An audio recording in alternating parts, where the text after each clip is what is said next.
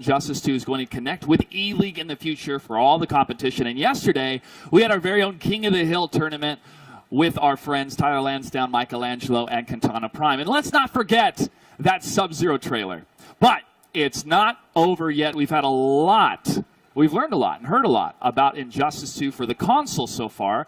And there's so much more in the world of Injustice 2 that we want to talk about today. So, ladies and gentlemen, it's my pleasure to bring out some very special guests to talk us through it. Let's give it away, first of all, for the creative director of NetherRealm Studios, Ed Boon, and our very special guest, the acclaimed book artist and publisher of DC Entertainment, Jim Lee!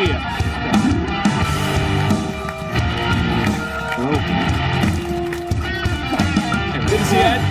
Jim, thanks for joining us. Hey, thank you, Jim. Go and grab a seat. All right. Well, day 3, here it is. We have seen a lot of cool stuff here at the WB Game stage, and now we have a very special guest joining us, Mr. Jim Lee. But first of all, Jim, this is huge. We have seen your history in the world of DC Comics and the world of comic books together.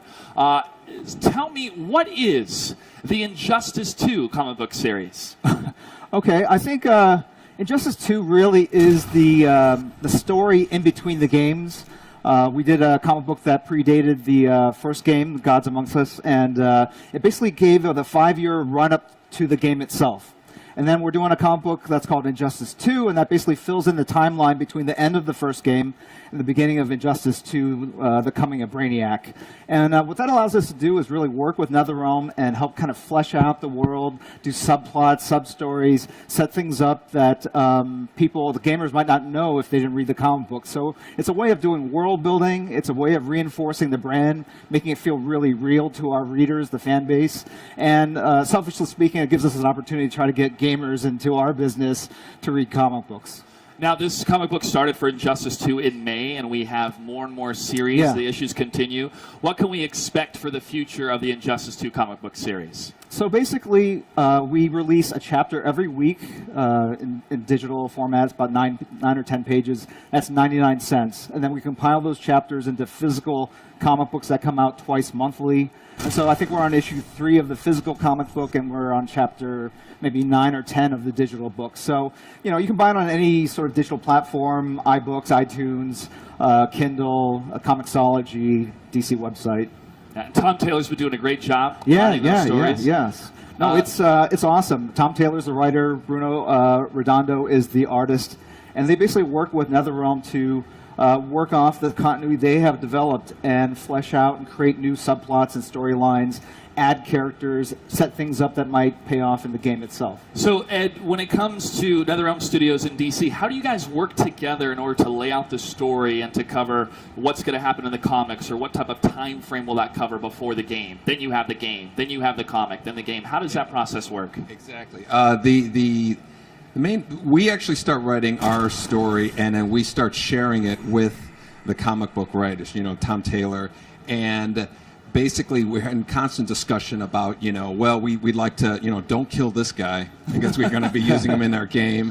And, you know, it's a very collaborative effort. And, you know, for people who don't know, if you look at the whole Injustice timeline, you can think of it as Injustice 1 comic, Injustice 1 game, Injustice 2 comic, right. Injustice 2 game. That's kind of like the timeline of how it works. So, you know, they're covering the, like Jim was saying, you know, the 5 years before the first Injustice, and, you know, they kind of lead the way up into the games. So it's a great way to, you know, reading the comics is a great way to kind of educate yourself into the world of the games. I think one of the coolest stories in the comics is leading up to the relationship of Black Canary and Green Arrow, and how Dr. Fate is involved. You're a big Dr. Fate fan, so were you instrumental in going, got to have Dr. Fate in Injustice 2? Yeah. How are we going to bring him into the story? Yeah, there's a number of factors that kind of dictate who's going to be in the game. You know, we listen a lot to players, you know, basically, you know, berating us on Twitter, you know, saying that they want a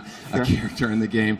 But there's certain characters that we really wanted, you know, to have in the first game that, you know, we're like, okay, we're going to have Swamp Thing, we're going to have Scarecrow, we're going to have Dr. Fate. Those, from the very beginning, we knew we were going to be doing those. Robert Englund being the voice actor for Scarecrow. Yeah, that's great. Genius. That was great. Yeah, he was also, you know, he did the voice work for Freddy in Mortal Kombat 9. So, it's working with him again. It's always great. So there are 38 characters that make up the roster. Can you share like who number 39 or number 40 is? Yeah, who Just got so cut? we can piss off all the fans. got The thing is, we have 9 DLC characters, Right, and we okay, love right. to have everybody have Sure.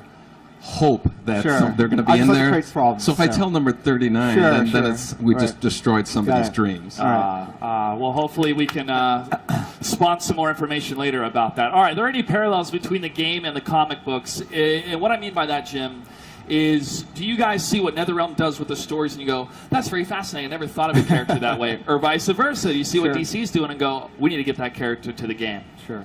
I don't know if fascinating is the word. It's more like, holy crap, like the stuff they do with the power effects, the super moves. I mean, they're just amazing, and I think it really shows the imagination of what would you do with these powers if you were the Flash? You would take characters in the future, take them to the past, and have them bump into their present self. I mean, that's just amazing. So it definitely is inspirational. And in fact, I mean, my question to Ed is, you guys could have stuck to the tried and true and just done the core iconic versions of these characters, and you guys chose to do something more different. I assume to have more freedom with the characters, but I think it was a brilliant move. But at the same time, was there any concern that fans might not embrace them because they're not the Superman or Batman that they recognize in all the comics and all the media? There was a little, the nature of these games is it's a fighting game. So we have to come up with a story that would make Superman want to fight against Batman. Characters who are, for decades and decades of comic book history have been allies. So we needed to come up with something. And what's so handy about the DC multiverse is, there's an instance of every reality, and we kind of like carved out a slice that said, okay, Superman, driven crazy by the Joker, took things into his own hands, and that getting completely out of control. That was like a perfect setup for us to say, okay, this will really let us come up with some cool storylines that would actually give a reason. Because as everybody knows, you've seen our story mode. We really need to tell this long, epic movie-like, superhero movie-like experience, and that's the main reason we did it. Yeah. I want to dive a little bit deeper into the psychology, though, of what happened. I mean, you have Superman. He's the ultimate symbol of truth, justice, and the American way, and he is broken. And his philosophy completely shifts, and it seems like the entire Justice League is either with him or against him.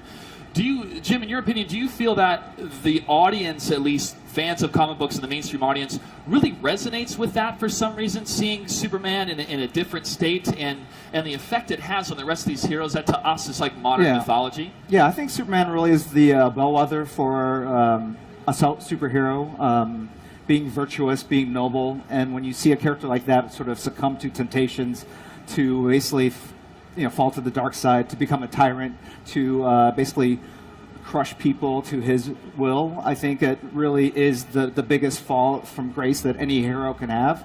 And so I think it's something that people love exploring as a theme, because I think it's something that we as normal, regular humans grasp every day, morality, doing good, doing bad things. And Superman's always been this iconic paragon of virtue and good. And when you have a storyline where he becomes a tyrant, I think it immediately draws you in, and it makes you see actually how virtuous he is, the fact that he doesn't normally do that in the main continuity. Yeah, and one of the opening lines in our story is, every villain is the hero of his own story. So, a lot of times a villain doesn't know they're a villain. They think they're doing the right thing, and that's what makes it that much more interesting, too. And actually, what I love about the fighting game is that you have heroes fighting heroes, potentially, and that's something that, what's more dramatic than a friend fighting a friend, and that's something that we've seen in comic books as well. I mean, that's the fans really choose sides and become very passionate over who's right, because obviously both heroes feel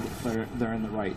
Yeah, it's a great question to have, and now we get to settle it in a fighting game with these 38 characters. Yeah. Now, one of the characters that was recently revealed yesterday was Sub-Zero, and I know you guys love that trailer. So, before we jump to some Sub-Zero questions, let's take a look at that trailer one more time.